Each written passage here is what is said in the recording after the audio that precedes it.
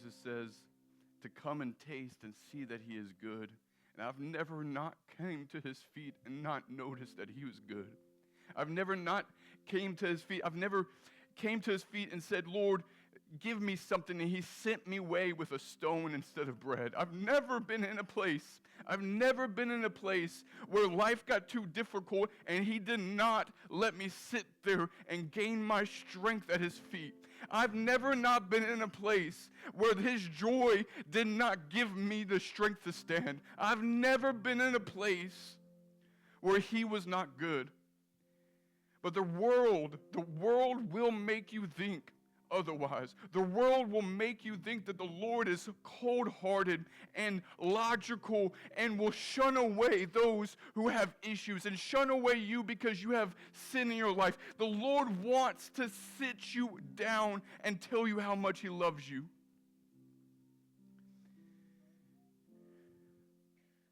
The world will say that the Lord hates you because of your sin. But in fact, the Lord wants to take that away from you so that he might look at you eye to eye. When Adam and Eve sinned, what did they do? They ran from him. When we sin, we run from the Lord, and he wants to take that from you so that you might see him face to face. And in moments like these, I feel like Moses, when the Lord gave him a word, gave him a job to do, and he said, Lord, I do not want to go without your glory. I don't want to go without your glory. I don't want to take a step without you with me. Show me your face. And the Lord this was extra. This was lanyap. This was extra. And the Lord said, go into the cliff of the rock, and I will pass by you. And he showed him his glory. Joshua lingered in the tent of meeting. There was extra. And when I say extra, I don't mean that it was not divine. I mean that he initiated it. The Lord didn't tell him, hey, linger.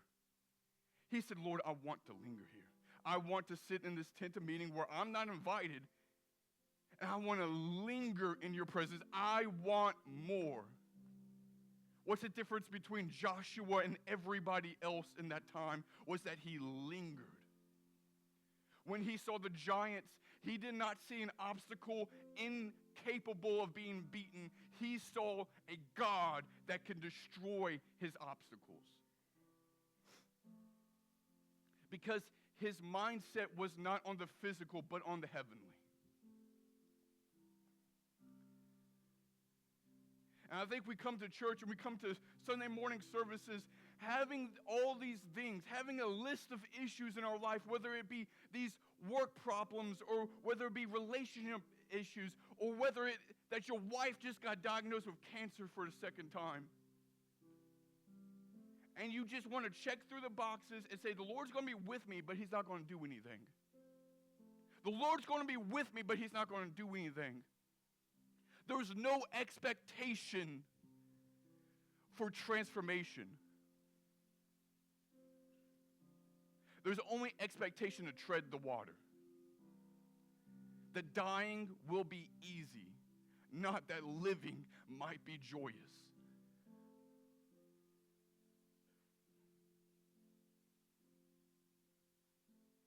And I stand, and many of y'all already know that my wife was just diagnosed again. And the Lord is so good.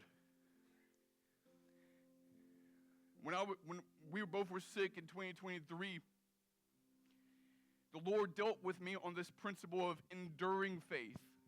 A faith that could survive anything. A faith that could survive storms.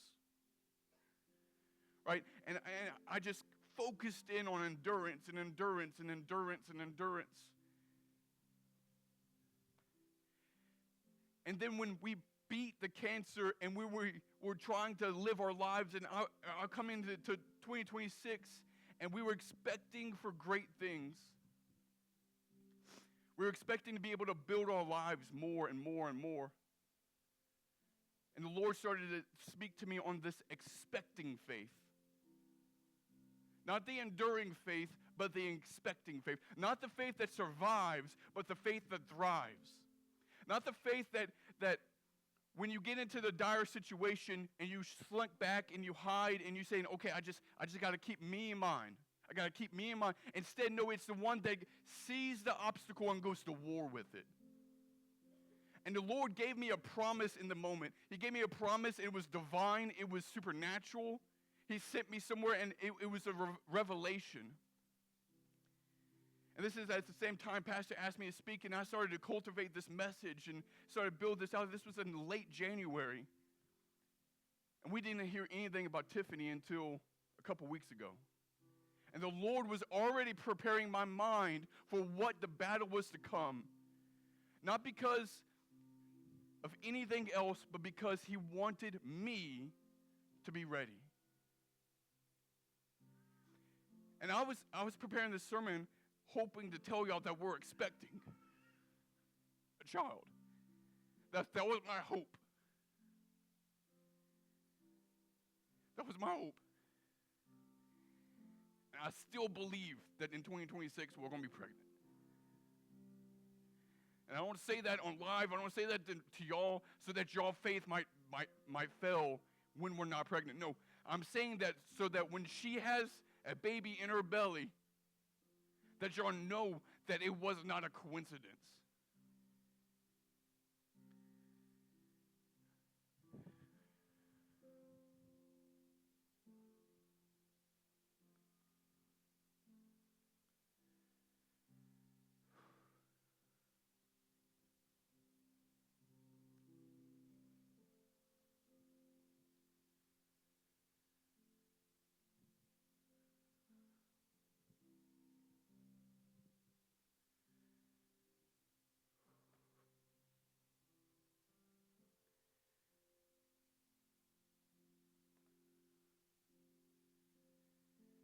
I could say all of this, not because of emotion,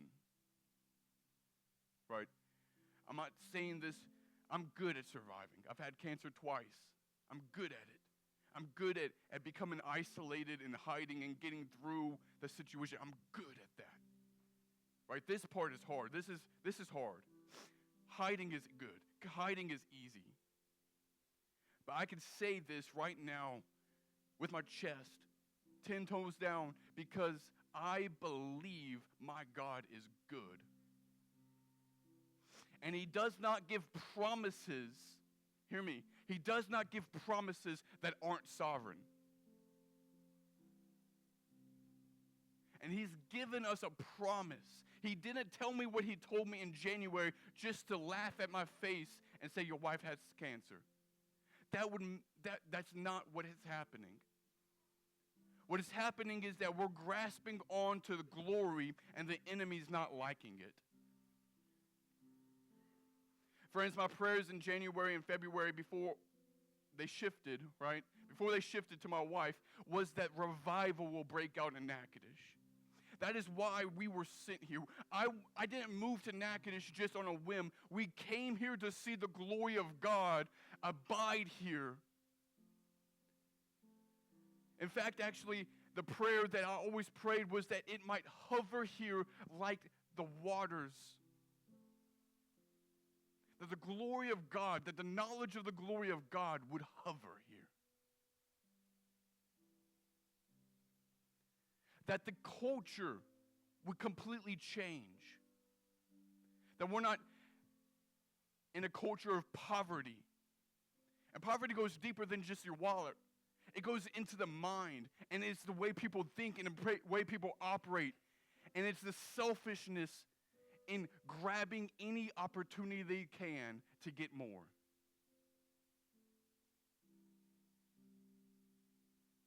And I believe the Lord wants to do something in the people of Natchitoches. And my faith is not just for my family. My faith is extending out my home. It's extending out my doors. It's extending out these walls. Because I want to see there a shift in Natchitoches. Not that the people themselves change, but that they are transformed. Not that we get new people or we have a boom of population, but instead that the people that we love, the the waiters at the restaurants and the coworkers we have and our neighbors are transformed into the image of God. I was telling a coworker of mine that I've never been in a place where I've loved more people. I've never been in a place where I've loved more people than here right now.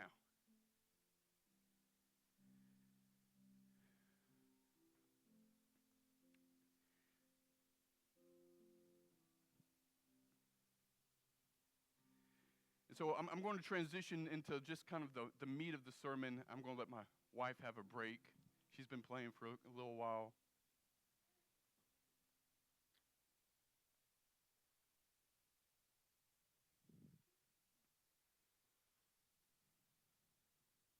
She did lovely, didn't she?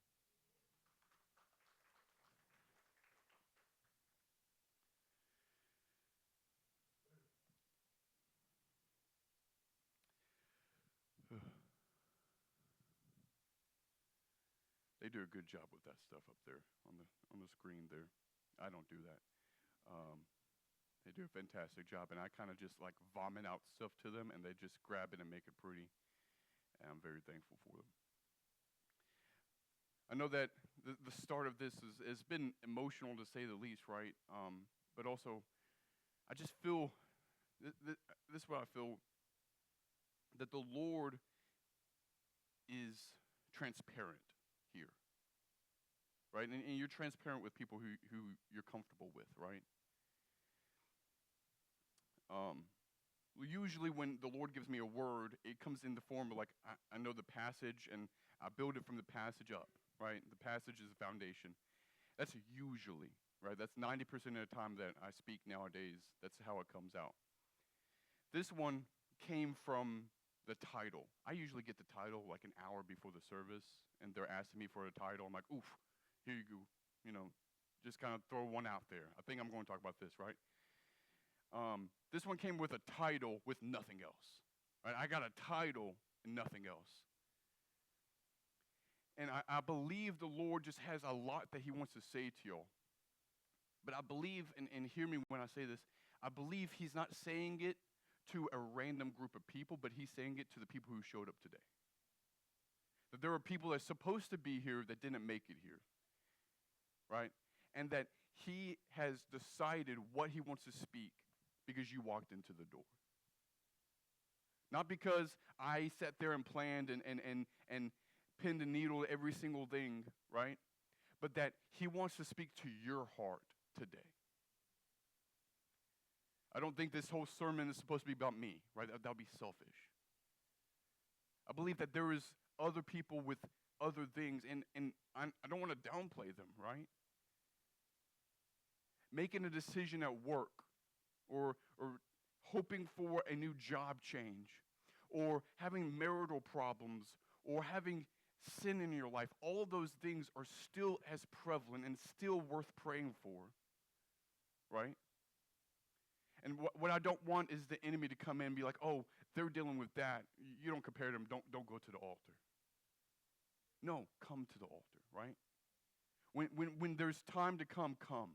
When there's a moment to come, come, right? When there's a need to come, come. I in no way want to discourage anybody, right? I already kind of mentioned this, but in expecting faith and what the Lord was doing and speaking to me is that when he gives a promise, it's sovereign, right? I actually even like to say it's prophetic, right? He gave a promise to Abraham, and you can read Hebrews chapter 11. We're not going to fully go into it. I might nitpick here and there. But Hebrews chapter 11 explains what faith is and then says Abel had faith and explains how. And Abraham had faith and Moses had faith, and it lists all these things. And one thing that's tied with those was promises, right? Abel had a promise because he saw how the Lord dealt with his parents, right? They made a sacrifice, and the Lord was good to them, even though they sinned. So Abel made a sacrifice. Abraham had a promise from God. Abraham was, you will have a son and he will be a nation. Right? And what happened? He had a son and he built a nation. Right? It was prophetic. It was ordained. And from that nation came Jesus. Right? That was another promise. God told Eve that from your seed, from your loins, will come one who tramples on the enemy, who tramples on the snake. That was in Genesis chapter 3. It was the third chapter of the Bible, and yet the Lord still fell it through. He saw it come to pass. Thousands of years, but he saw it come to pass. His promises are sovereign. And so, one thing that I think that we miss out on, right, is how do we get a promise? How do we get a promise? How do we know where the Lord is sending us? How do we know the will of God? How do we know what steps to take? And I believe that comes from nearness. Are y'all with me? Because I'm not yelling, am I losing anybody now? Or do I need to start yelling again? Because I can start yelling again.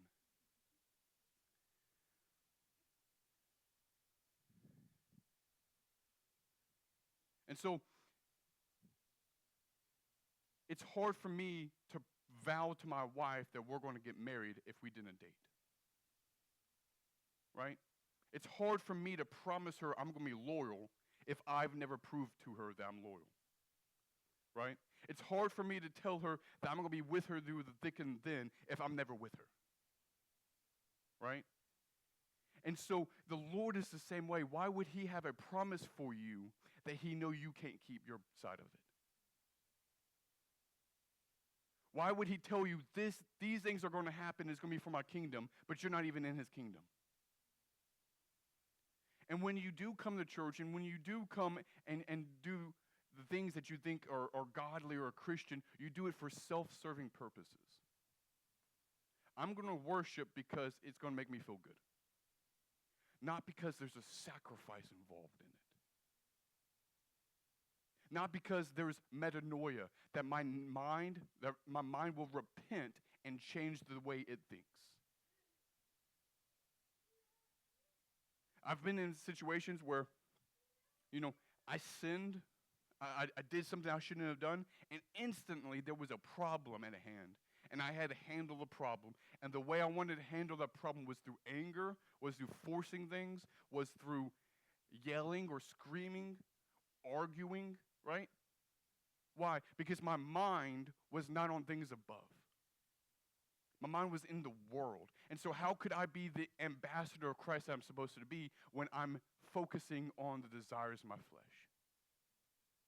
And right then and there was a moment where I was in high school, and, I was living that life where I was going to church. I was doing the thing, but I was also wanting to sin. I wanted opportunities, right? And I remember a friend of mine in a basketball game got injured.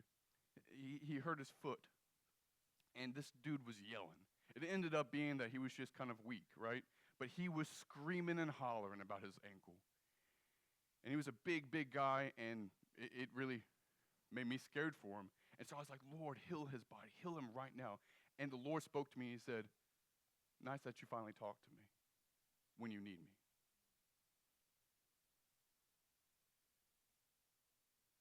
And there was no nearness in the moment to know what the Lord would do or how to even get him to do anything. And I don't think we have to turn his arms to get him to do stuff, but I don't know him, right? In that moment, I didn't know him. And knowing him is crucial to knowing what he's going to do.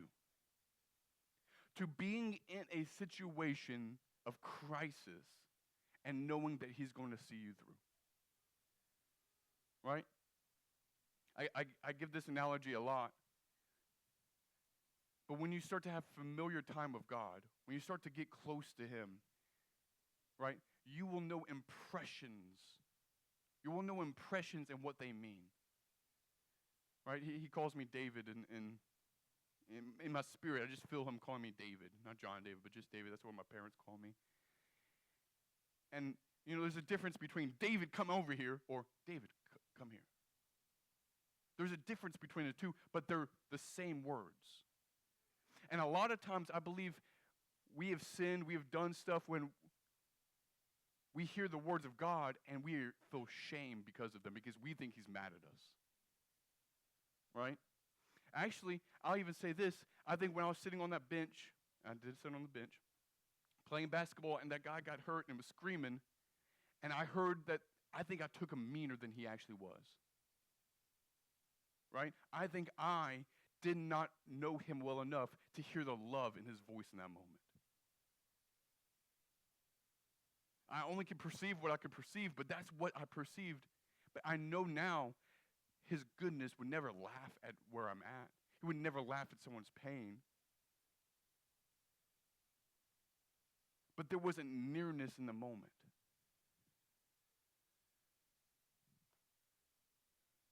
When we were in the doctor's office and Tiffany was like, it was kind of awkward because the doctor kind of almost ran in. And here's y'all life advice. If the doctor is fast to tell y'all something, it's nothing good, right? They like to take their time if they're going to tell y'all anything, if it's good. And so he's like running in, and he was trying to find a seat, and he was like asking questions while he was walking and getting through introductions really fast. And what's going on here? And he started giving his words. And I remember being just sitting there and kind of shell-shocked. And I looked at my wife, and she was smiling. And there were tears that were shed. There were tears that were shed. Right? I'm not saying that she was no emotions, but in that moment when he was telling her that, she was smiling. She's like, okay, yeah, we can do that. Yeah, we can do that. Yeah, okay. Just smiling. Not angry, not wanting to deny it. Reasonable. She was reasonable in the moment. And of course, as soon as we stepped out of there was tears. Right? And emotion, like the Lord is an emotional person, right? It says all through the Bible that he has joy, that he has anger, that he has jealousy, right? I don't think that's bad to have tears. But in the moment, her mind was not in stress. My mind in the moment was, Lord, we need you. Right? People jump to like, oh, did God give you this? Or did God do this? Or what sin is in the life? No, that's not the God I serve because I know him. There's nearness right now. I know my Lord isn't doing this because he hates us. And I believe the same for you, that when you're at work or when you're in a relationship or when you're doing something and you're out and about and something negative happens, I don't believe that negativity is coming just because the Lord is trying to be mean to you. Right? He's not sitting in the heavens or sitting on a mountain waiting to smite you down. And so if we could go to Luke chapter 7. Turn with me to Luke chapter 7.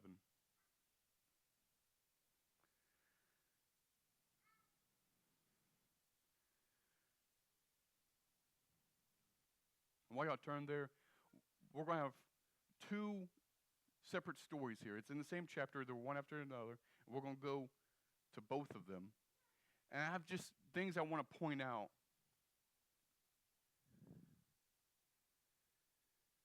So bear with me. We're going to read a couple sentences here. But after he had finished all his sayings in the hearing of the people, he entered Capernaum.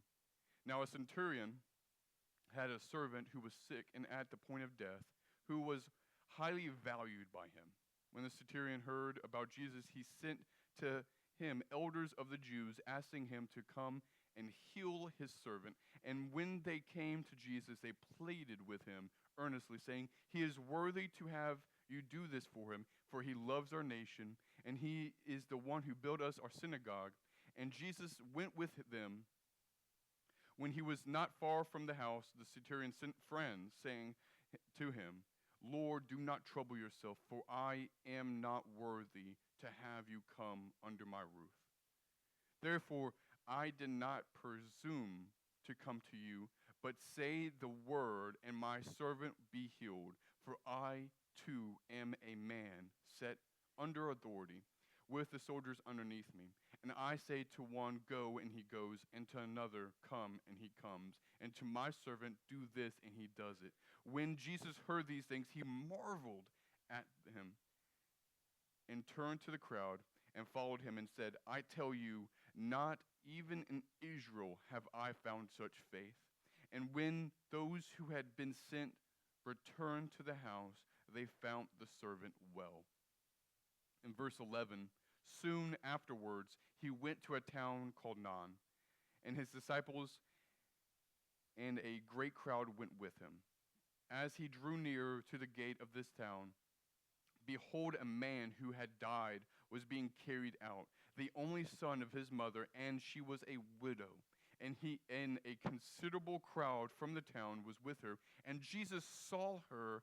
He had compassion, say compassion, on her, and said to her, do not weep. And then he came and touched the bearer. And the bearers stood still. And he said, young man, I say to you, arise. And the dead man sat up and began to speak. And Jesus gave him to his mother. Fear seized them all, and they glorified God. Say, and they glorified God. Saying, a great prophet has arisen among us, and God has visited his people.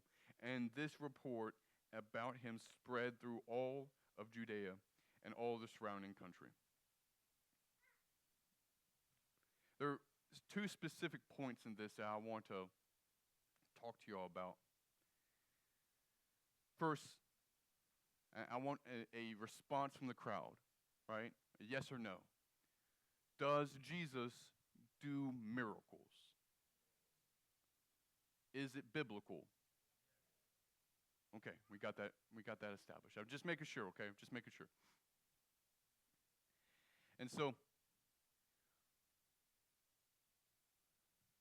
the centurion, right, was not a native to the land, right? And I don't know if y'all know much about how Israel operated and how Judaism operated, but it was a land-based religion, right? Israel worshipped Israel's God, and everyone else worshipped their God. But this Roman centurion, presumably, he could have been from anywhere, but he was working for Rome, right? He was working for Rome. And centurion's like a sergeant in the military, right? He had command over people. He was in charge of other soldiers. And because of his identity and his job, he had a revelation about Jesus, seeing him also as a soldier, seeing him as someone who has authority, right? I think Jesus he obviously was. He was going to the man's house. He thought himself fine going to the house. He wasn't prideful and saying, I'm not worthy to step in, right? He was coming to the house because of the compassion that's in him. But the man had a revelation of authority and had faith tied to it. And had faith tied to it and said, I don't need you here. I don't need you to touch him. I don't need you to do a rite, because that's what the Israelites did. They always did rites and ceremonious things, and they were found in Leviticus. They're biblical, but they always did stuff when they had to lay hands on people, right? There was oil, and there was a sacrifice, and all this extra stuff. And he said, I don't need any of it. You have authority. And here's the faith that he had, right? Because he knew Judaism. He understood it. He knew the faith, and he said, I know you have authority over the law. I know that you have authority over every single thing in this country, in this state, in our religion. And in this moment, I know you can make the decision not to do all that extra stuff. I know you can make the decision to say it right here, right now, and they will be healed. There's this thought process, and I really love this thought. I really love it. There's different theories or even theological understandings of our salvation, right? There's an atonement that Jesus was the lamb that was slain, right? But there was also another one, and I won't get into the details of it, but it's that Jesus had victory, right? That Jesus, when he died, went to hell and started kicking butt, right? That it was not that he just woke up one day and just decided, hey, I'm awake now. No, he fought his way out of hell. That he fought specific beings to get out of hell. That hell could not keep him. Hell wanted to keep him. Hell wanted to chain him. Hell wanted to bring him down. But hell could not keep him because he had authority over it. Are you all with me? And so, Jesus having victory over hell, death, and the grave, we know that now, right? Think about his ministry. The two things he did the most, right, was cast out demons and heal the sick, right? What are the weapons the enemy uses? Curses, right? Sin and sickness. And so at that moment, Jesus was fighting the devil. He was already in warfare with the enemy, coming like shot to shot with the Lord, with the enemy. Are y'all with me? You're getting really quiet. Y'all do these like roller coaster things, and it's hard to measure all. I like it. But the Lord was fighting the enemy right then and there. And then what does he do next? Does someone ask him to come to the funeral? Did he know someone at the funeral? No, he saw the funeral happening.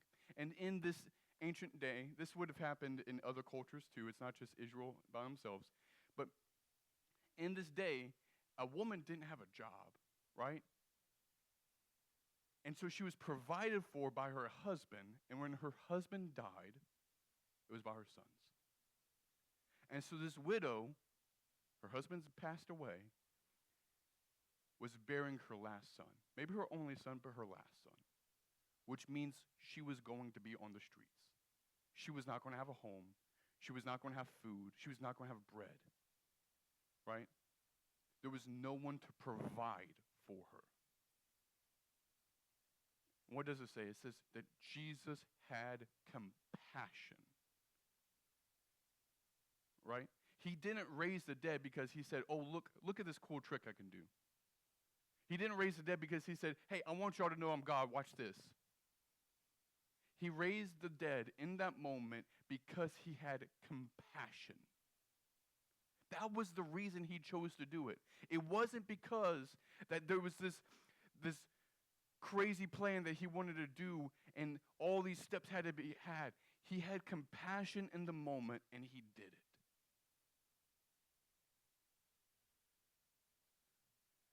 We're hosting a marriage conference. Have you ever heard about it? I suggest if you're married or if you have your fiance, you'll come to it. The man coming has a story, and I don't want to ruin his stories. He loves his stories. I mean, the man loves his stories. We call him Papa Bill. But he said that he was in a service in Russia, and someone died. And when that person died in the middle of the sanctuary, there were people in Russia watching. And if someone would have had like a medical problem, everyone in the church, or not a medical problem, but like a crime was had, everyone in the church would have been arrested. Right? Because they didn't want churches to operate. And so everyone would have been arrested, and this person died in the sanctuary. They had a heart problem or whatever, I don't know the details. And in the moment, the only thing he felt was compassion for the whole place. He didn't know the woman, but the whole place, he felt compassion. He felt love in that moment. And he went and prayed for that woman that passed away, and she raised from the dead. That, that was in our century, right? But it was not because of like, oh, I'm going to fast and pray and I'm going to have all this time. I'm going to have 2 weeks to prepare and we really are hoping for a miracle. No, it was in an instant. She fell out, he ran, and saw life come back. But the leading factor was not him doing a good Christian thing. He wasn't just opening his Bible, like, okay, I'm going to check my box here. I read my devotional. I'm a good Christian. No, he had compassion for his brothers and sisters who spoke another language, right? Who had a different culture, right? Who live on the other side of the world, completely different from him.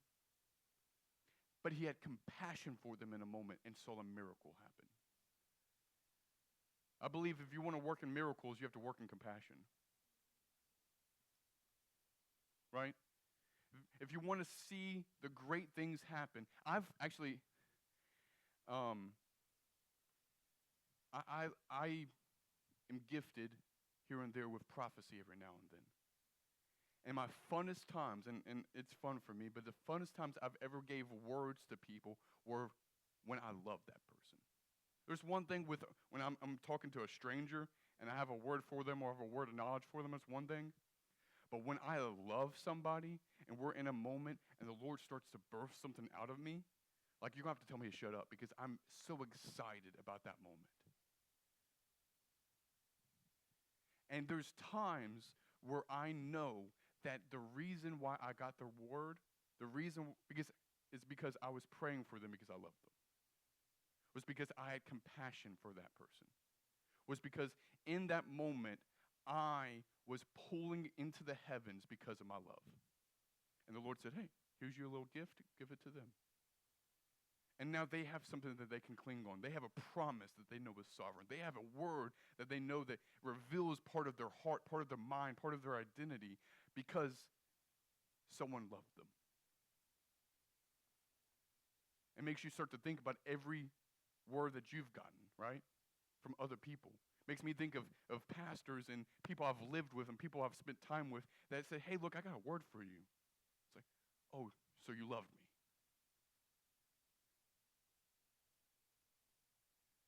And I believe one of the instances where we can see, like, how are you doing in your walk with God? Right? What's a measuring stick? How are you doing? Is, are you thankful when it's dark outside? Are you thankful when it's hard? Or are you saying, God, why are you giving me this? Why am I having to do this? And you're just grouchy and you're just complaining about it.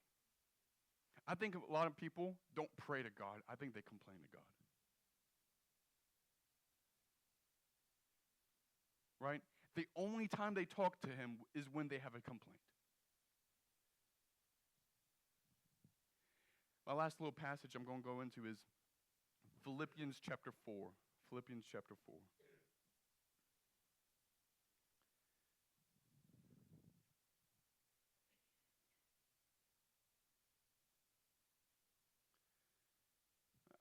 When I get bored, my nerd comes out.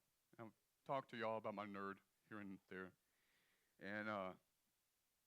And so sometimes to not like preach up here for hours and hours and hours and hours, the way I get out like my theology little nerdum is I write essays. So I have them down, I have fun, but I don't have to tell people about them, right? Because people have only so much of a limit. The Mexican restaurants get a little packed and we can't keep you here for 2 hours. So now one day it's going to happen and y'all just going to have to deal with it, but today's not that day. I promise y'all, today's not the day. I don't think. Maybe. Y'all want to? So this comes from one of my essays, and I wrote this the night Tiffany was told that they think that she has cancer. And it came from another essay. I wrote another essay on this passage, and I was like, the Lord just kind of prompted me, hey, go read your essays. Go read them. And I read this one, and just something bubbled up. And so I put this together, and it's on Ephesians 4. We're going to read that first, and then I'm going to kind of touch on this. But 4 through 9, we're not reading the whole chapter, but just verse 4 through 9, rejoice in the Lord always. Again, I say rejoice. Let your reasonableness be known to everyone. The Lord is at hand. Do not be anxious about anything, but in everything by prayer and supplication. Say prayer and supplication. With thanksgiving. Let your requests be made known to God, and the peace of God, which passes all understanding, will guard your heart and your minds in Jesus Christ. In verse 8, finally, brothers, whatever is true, whatever is honorable, whatever is just, whatever is pure, whatever is lovely, whatever is commendable, if there is any excellence, if there is any worthy of praise, think about these things. What you have learned and received and heard and seen in me, practice these things, and the God of peace will be with you. Say, the God of peace will be with me.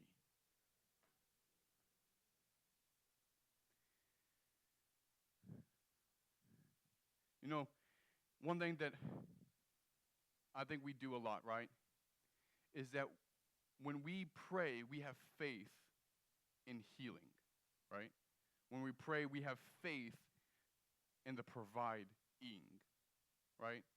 We have faith in the money. When we pray, we'll have faith in the process.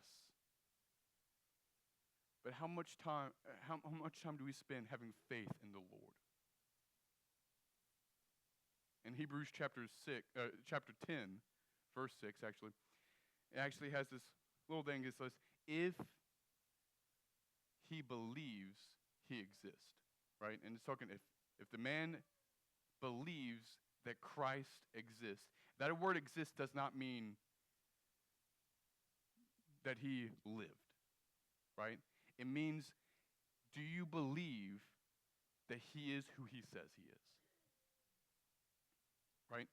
I think some people and this is every aspect of who he says he is, and I think some people believe that he will save but not heal, so they're saved and not healed. Right?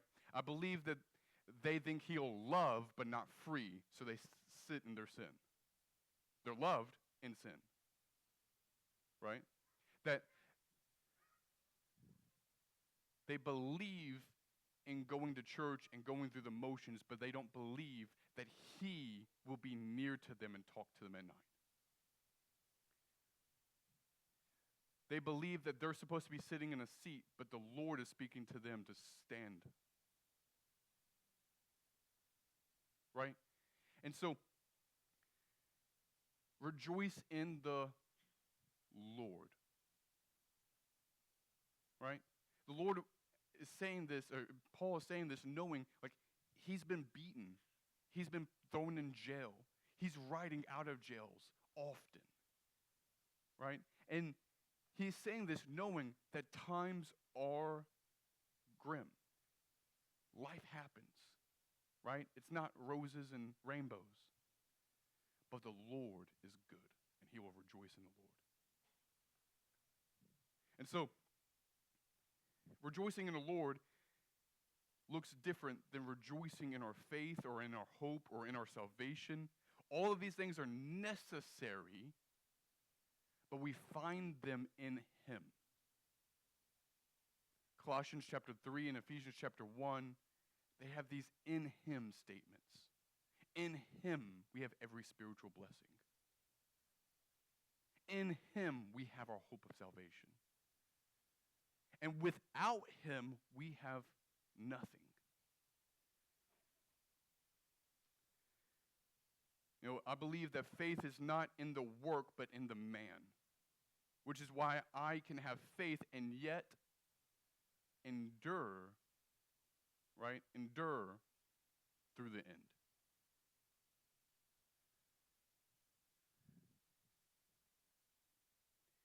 I like this, let your reasonableness be known to everybody. I don't know, everyone might not know this, but I'm a cop, right? And so on your worst days, I'm there, right? And can I tell you that on people's worst days, and I let this happen, I'm okay with it, but in people's worst days, they're not reasonable. right? Can I tell y'all that? Like, they're not reasonable. You can speak logic and say it straight to someone's face, and they say, but he cheated on me. Right? You can say, but you're going to go to jail if you do that. But he cheated on me. Right? And then she goes to jail. Because reasonableness is not always natural. Are y'all with me? And the Greek for this is not reasonableness. That's what we've changed it. It's, let me read it for y'all. It's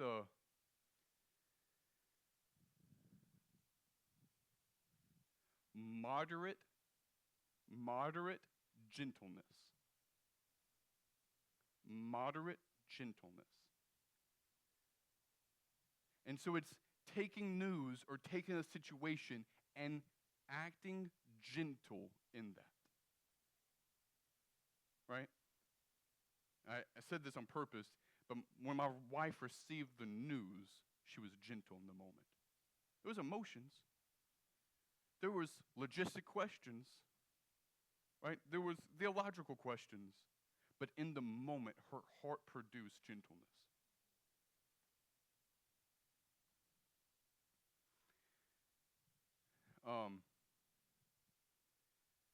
I've had a lot of spiritual authority in my life, right? Some people, pastors, or teachers that are over me.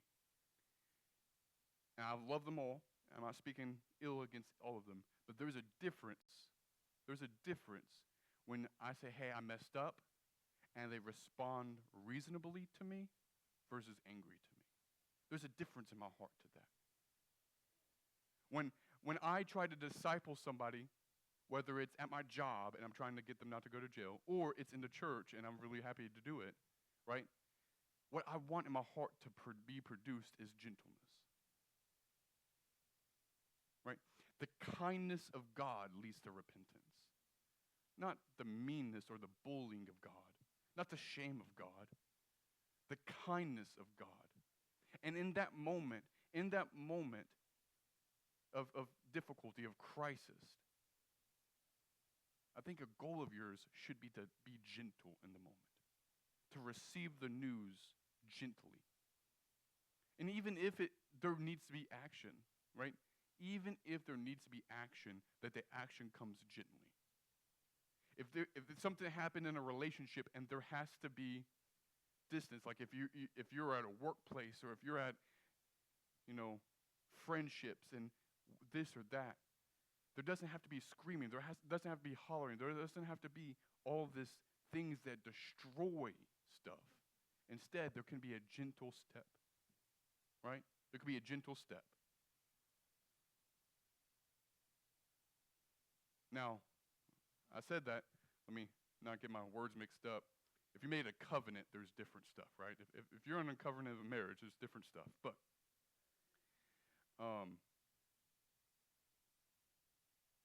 even in arguments, though, right? There's a difference in marriage, right? There's a difference between me and my wife when she does something I'm irritated at, or she does something that offends me, and that's where it gets you, right? That offense gets you. That offense makes you want to do something. There's a difference when I react out of my anger towards her. It's shut off. There's nothing done, nothing productive, versus when I act gently towards her. Right? There's a difference in when I have a coworker or even a boss, right? Look, I'm a prideful guy sometimes. I know I am. And so when a boss tells me to do something that I don't want to do, responding gently towards them does something different to that relationship. Not always am I just laying down and saying, okay, just do what you want, have your way. But saying, hey sir, hey ma'am, can I talk to you about this later? Can we have a one-on-one later? And if they say no, which has happened, it's like, okay, I'm going to go pray about it. You can't stop me doing that, And I don't mean to, I know I'm running a little long here. There was one instance, and me and Tiffany were really worried about it back in like 2022, where someone was coming for my job. someone was trying to get me fired. Like, that's what they wanted. And they had more authority than me. They were higher ranked than me. They had more time than me. They had more friends than me. And I was like ready to just to tell them off. I was ready to, I like fight or flight. I'm a fight, right? I'm coming to you. I'm coming to talk to you. I'm going to beat you with my words. I'm going to argue better than you. I will win this argument, right? And I remember driving, and I had an hour commute, and I'm just talking. I'm winning every single argument in my head right now, right? Just talking.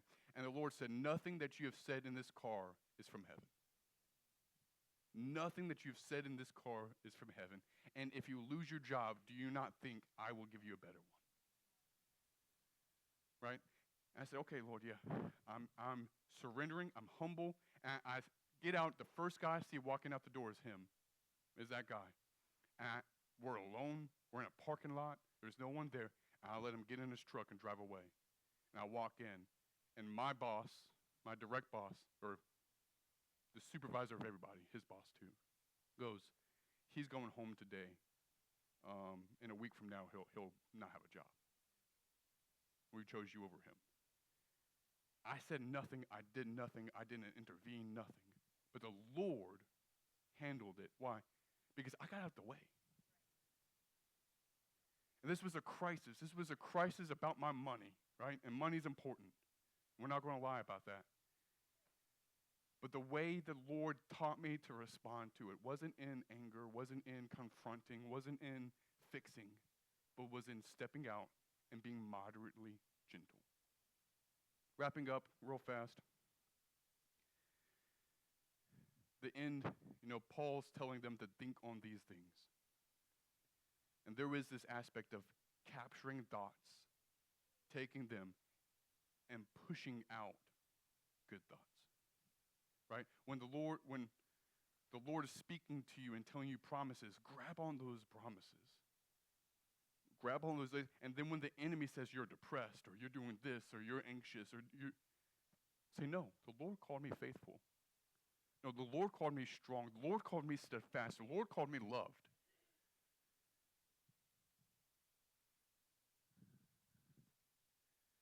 And I think this is how, in these moments, I believe repetition makes a master.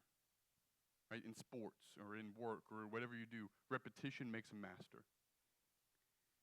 In these prayer moments, this is the times you get the repetition so that when the dire situation comes, you're a master of it. Right? In the mundane, in the boring, in the Monday morning after church, you already did your prayer, but hey, let's go back to it. That's when you win the disaster in a month from now. If you get to the disaster at that moment and you haven't prayed in months, you're not going to win that disaster. You're going to act emotionally. You're going to do this stuff that gets you in trouble and makes it worse. But when you're prayed up, when you're full of faith, full of grace, full of mercy, and you step into that situation, you step into that argument, you step into that financial crisis, you step into that diagnosis, gentleness comes out of you. So with that, I think we're going to do a little bit of different altar stuff. Can the worship team come up? Can we go back into that last song we sang?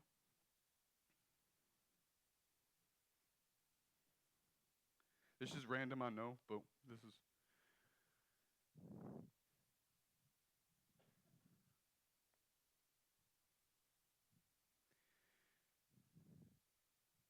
We might have someone share in a moment, but for now, can I get the prayer team to come up?